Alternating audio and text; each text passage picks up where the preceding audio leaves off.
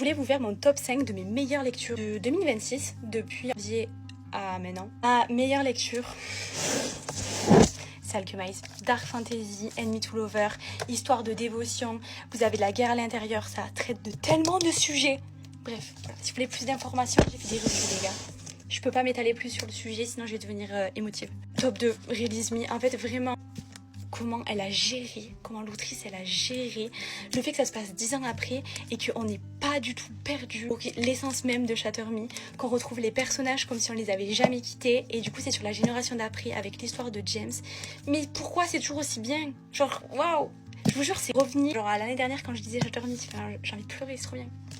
Petite Powerless, en vrai, c'était vraiment bien. J'ai vraiment adoré en vrai. Ça fait penser un peu à Hunger Games, c'est un Forbidden Love, surtout vraiment le tome 1, il était genre incroyable. Elle va se retrouver une arène en gros, et elle va devoir survivre, sachant qu'elle peut pas dire qu'elle est ordinaire et qu'elle n'a pas de pouvoir, et elle est contre genre l'exécuteur, celui qui extermine genre tous les humains. Donc vraiment le Forbidden Love, plus. En 4e position du coup, j'ai mis, en vrai je l'ai vraiment bien aimé, Mariposa. Honnêtement, j'ai trouvé, donc c'est une dark romance, attention, public averti. Modo, elle va se faire kidnapper.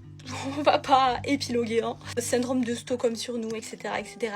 Mais c'était super cool. Genre en mode, le protagoniste, il est tellement comportement propre qu'il en devient comique. Genre il y a vraiment des scènes où vous tapez des barres et vraiment les personnes qui sont autour sont aussi, mais genre super drôles. Enfin bref, moi j'ai vraiment adoré et rigolé en fait. Tout le long. Au travers de Valentina qui lui ressemble, j'ai vraiment adoré Mariposa. Et puis vous avez des papillons dessus, j'adore les papillons. Vraiment un argument de poids.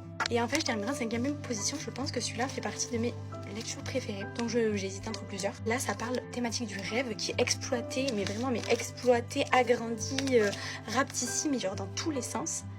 Et qui est traité, exploité, désexploité. Et qui, en fait, je sais pas, ça vous donne envie de croire en vos rêves. C'est le genre de livre qui vous dit, non mais en fait, tu peux encore y croire. Les rêves peuvent se réaliser. Et je sais pas, je trouve que c'est un trop beau message. Et que, ben, je sais pas, ça fait trop du bien de pouvoir partager ça, sachant qu'on voit les infos et ce qui se passe dans le monde. Pouvoir s'échapper et avoir juste un espoir, ben, genre c'est ce qu'a représenté ce livre pour moi. Donc voilà, je le conseille.